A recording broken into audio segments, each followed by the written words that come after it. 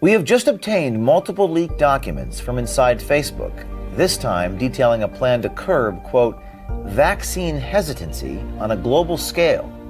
It was so concerning, it brought us not one, but two whistleblowers from inside Facebook who are ready to speak out on what this means for free speech and public discourse on their own platform. Facebook uses classifiers in their algorithms to determine certain content to be what they call vaccine hesitant, or they call it vaccine hesitancy, and without the user's knowledge, they assign a score to these comments that's called a VH score, the vaccine hesitancy score. And based on that score, we'll demote or leave the comment alone, depending on the content within the comment. Our first Facebook insider is a data center technician who leaked us multiple internal documents detailing an algorithm test being run on 1.5% of Facebook and Instagram's nearly 3.8 billion users worldwide. The goal? To, quote, drastically reduce user exposure to vaccine hesitancy in comments. It's the same thing. You'll see a lot of this difference in their public policy versus the private policy, where the public policy is very vague, it's very ambiguous, it's designed to be questioned because it's designed to be able to easily defend. But then if you look at the private policy, it's much more clear, much more specific. I think that they're trying to make it seem like they're not doing as much, or that they're just kind of like generalizing it, like, oh, we just have some robot that just tags your post and then, we look at it. But I think they don't want people to know, oh no, we actually have something that we made specifically for vaccine hesitancy. So the main document, along with all the attachments and stuff that goes with it. So basically, when they write this algorithm, it goes through Facebook content and it looks for certain keywords that are related to vaccination or not getting a vaccine and stuff like that. And it gives it a score, and the VA score means vaccine hesitancy, which is defined as being hesitant to get a vaccine, but not just like, well, I don't know, it's even, well, I saw a study that said that someone died that got the vaccine. That's vaccine hesitancy. So this is a beta test. This is all a beta test. Right. And how big is this beta test? They refer to the test size as 1.5%. I'm not exactly which pool that pulls from, but I think it's comments on authoritative health pages. You seem to think that they've already rolled this out. Why do we believe they've already rolled this out? In one slideshow that they have, they call it their weekly progress tracker. Mm-hmm. They actually lay all this out in a chart, and you can see it. You can look at the slides, they go by date. So we've got here COVID-19 vac safety and efficacy global. Currently global, 13 languages, Facebook plus Instagram. C-19 vaccine, global, currently global, 66 languages. And the very first thing that brought me to the conclusion that they wanted to do this globally is they were developing it in as many languages as they could get their hands on. So this is like a product launch almost. Yes, yeah. In their last quarterly report, they reported 2.79 billion people on Earth use some kind of Facebook app. Who's behind this new algorithm policy? Well, one thing is for sure, the authors of this experiment, Ju-Yo Hao, Nick Gibeon, Hendrik Townley, Amit Ball, and Matt Gills are not low-level employees. In fact, one of the internal documents Project Veritas obtained was a Facebook flowchart that showed they are only a few clicks away from Mark Zuckerberg himself. Who makes these decisions?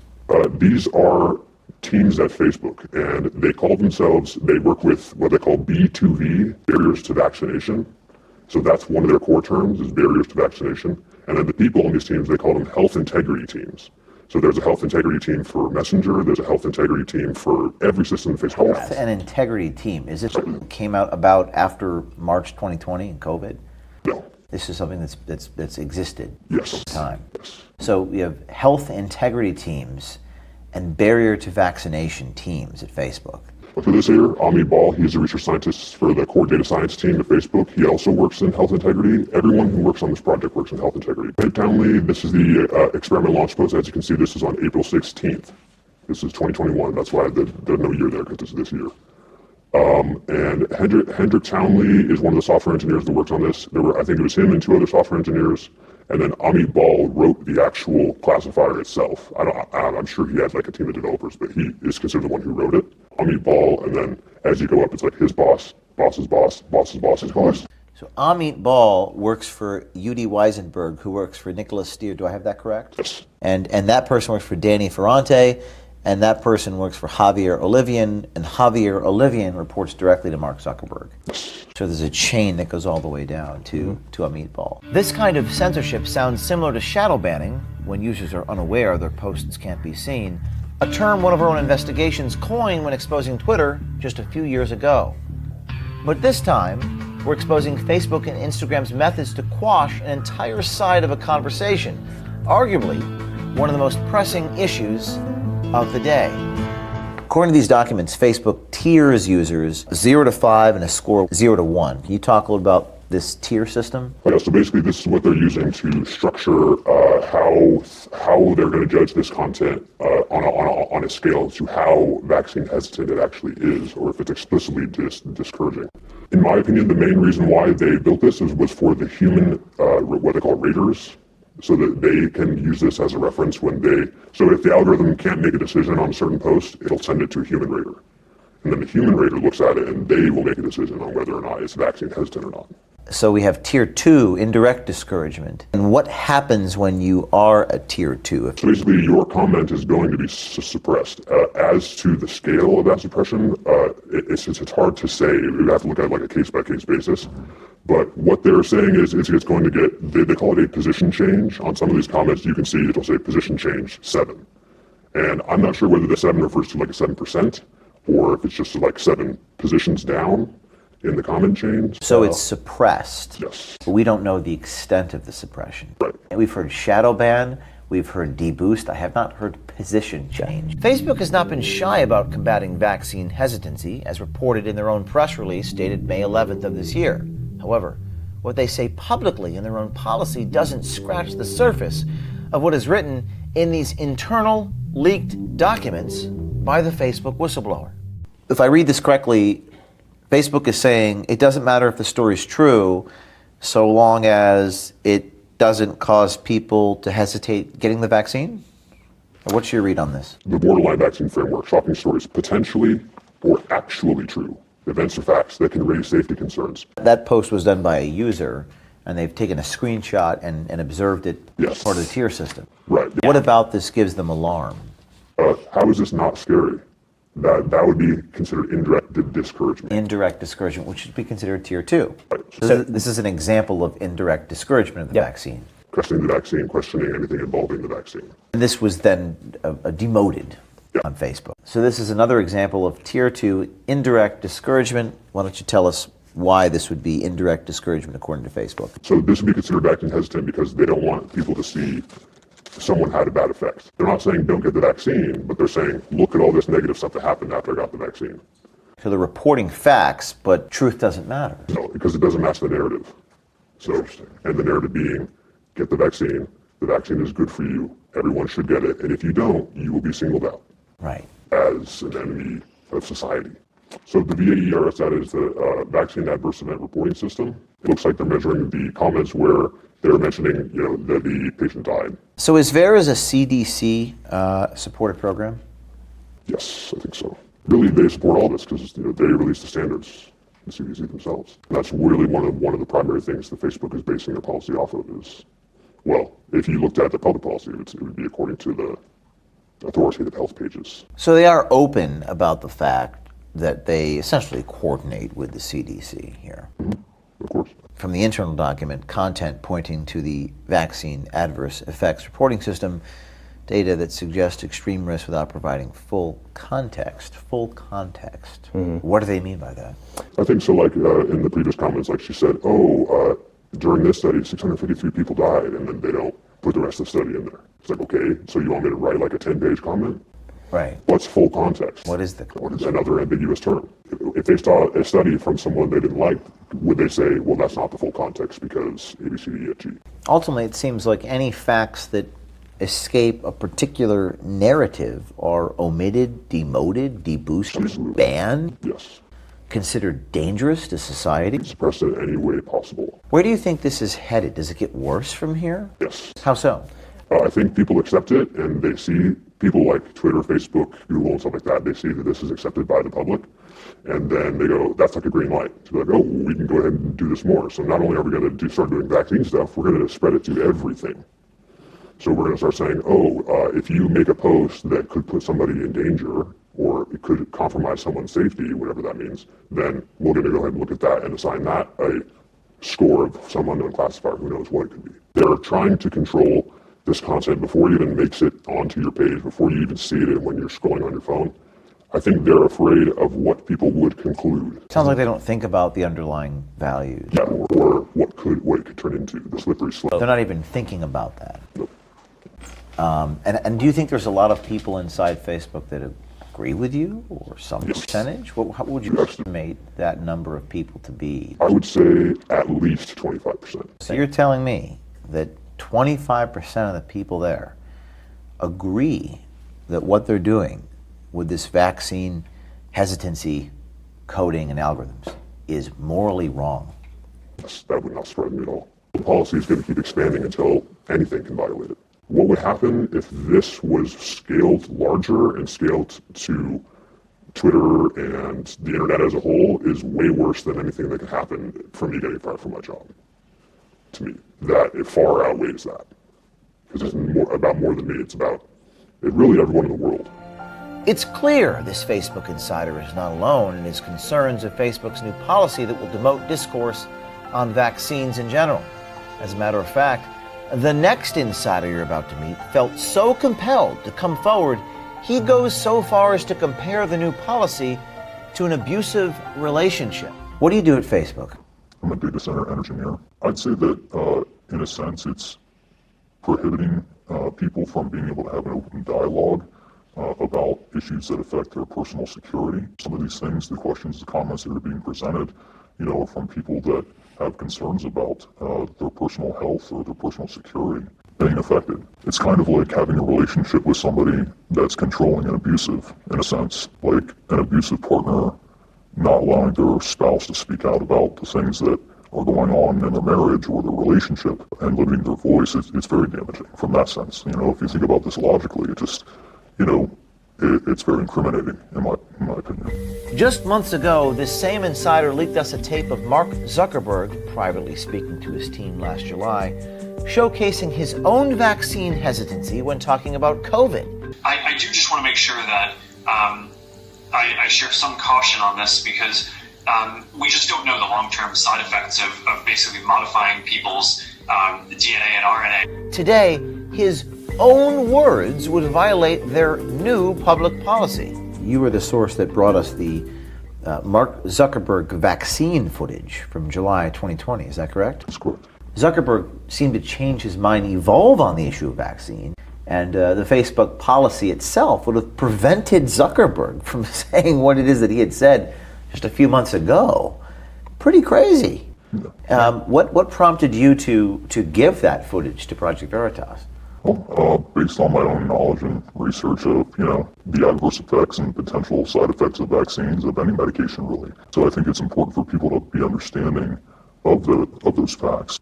We're able to have these conversations at work with our coworkers about our medical decisions, and we do. We have them, frequently. Why is it okay for us to have these conversations at work as adults and not have somebody step in and say, hey, you need to stop talking about that, and you shouldn't talk about that, you're not allowed to talk about that's fact check, that's false.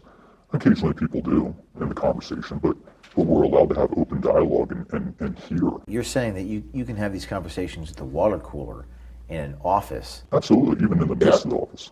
In the midst of the office. Yes. At Facebook, the location, Facebook, but you're not allowed to go onto Facebook and write this stuff. No. That's ironic. It is very ironic. What is your message to Mr. CEO Mark Zuckerberg, who is certainly watching this video? I would ask, you said that you support freedom of expression. My question to you is, why, in a sense, you don't support freedom of expression in the most basic sense that's available to all people everywhere, which is to exist as God created them, without any interference or intrusion by any corporation or government to exist as they are? And why push the narrative that it's not okay for people to go ahead and exist, to express themselves as God's creation without taking a vaccine? Why is there this push to suppress that ideology? This insider's biggest concern is Facebook building a, quote, community of compliance, unquote, and feels the topic may go beyond the authority of Zuckerberg himself. it's the platform that they want to build. It's the community that they want to build. They want to build a community where everybody complies, not where people can have open discourse and dialogue about the most personal and private and intimate decisions that anybody could ever face in their life, which is regarding their own body, their own health. And based upon your position and what you've seen in your role at Facebook, why do they want people to comply? Why is that the culture at Facebook?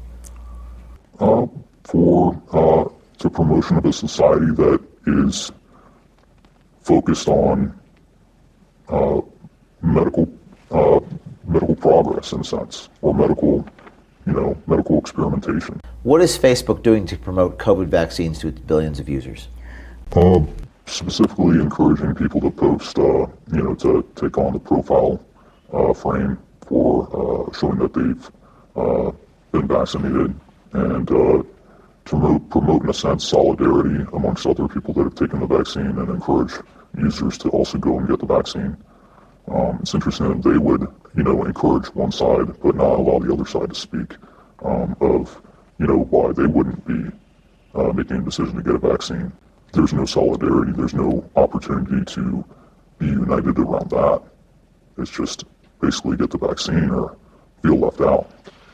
People aren't allowed to have voice, and yet, Facebook touts itself with promoting people's opportunity to have voice.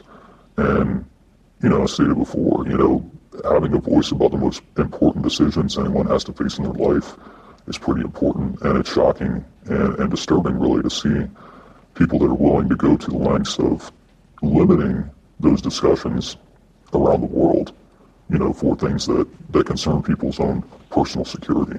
I almost feel like there's outside sources pressuring Mark, or could be. I'm not saying that's a fact, but, it does make me concerned. And you look at the video with Fauci and, Mark discussing it. Mark doesn't seem too pleased with, the fact that he had to bring it up. It's almost like he was, he had to mention it. These two brave insiders know they risk it all standing against Facebook, one of the most powerful institutions of the day. Yet, they are still putting it all on the line in order to preserve our liberties.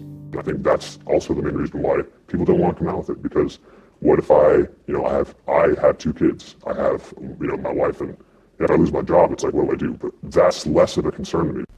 So. And the people who may do what you did next, but they're not sure if they should do it, what's your message to those people? I'd say go ahead and do it. And then just think about what I said. There's a lot of blowback to telling the truth, and that's true as far as human history is concerned. And yeah, you are going to receive blowback, but just weigh it out. Can you live with yourself for the rest of your life? You work at Facebook and you knew about this, especially if it came out later. And you're like, man, I saw that so many times. I could have said something and I didn't. How are you going to feel about that? That's my thing. My morality. I have to show somebody this, because at least, even if nothing were to come of this and for some reason everything was scrapped, I would still think that it was worth it. I'm like, well, at least I tried. I tried to show somebody this. It's almost like you're saying that your desire to follow your conscience outweighs any potential risk there might be to you from doing this. Yes. What is your message to those people that are watching this who agree with you inside Facebook? I would say that you're not alone. The biggest thing with social media that we've seen throughout the years is that ranking people's comments, their posts, even like news media, there's this view that tries to make you think that you're alone in this and that you're not the majority. And even people that say that they agree with it, internally they deal with struggles. Internally they question things. It's just that they're not able to overcome that cognitive dissonance that sits in, and they resort to what is safe. It's easier to comply with things than it is to come forward and say, this is wrong, or to really awaken to understanding that the way you're being treated or the way other people are being treated is wrong. And so that's challenging, but know that you're not alone, and that if you do come forward and you do speak up, that you can live peacefully knowing that you did the right thing no matter what. And that's encouraging not just to other people, but it's also encouraging to yourself. And it won't make you feel as alone anymore. That's very profound, I think. I'm a father, so, obviously, like, I fear for my family, for my children's safety, and but I also understand that I have to, as I told, my wife, I have to do something, when it comes time to standing up for a world I want my children to live in. I don't want to leave them a world to where they don't have these liberties, these personal securities, to where they can willingly make their own medical decisions between them and their doctor and those that are closest to them. That's not something I can live in. That's not something I could do. And it came down to the point where I had to make a decision to do what was right.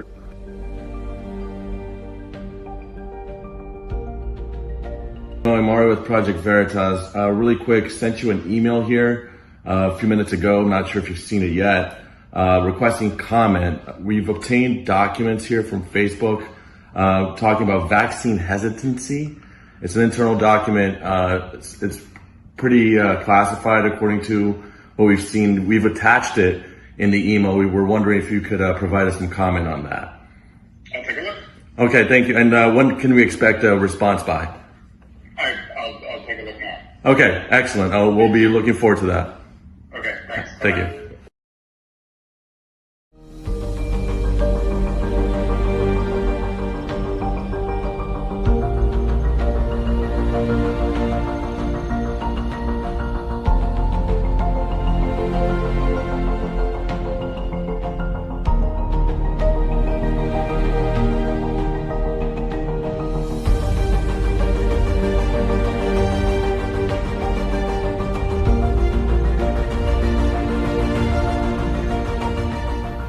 Be brave.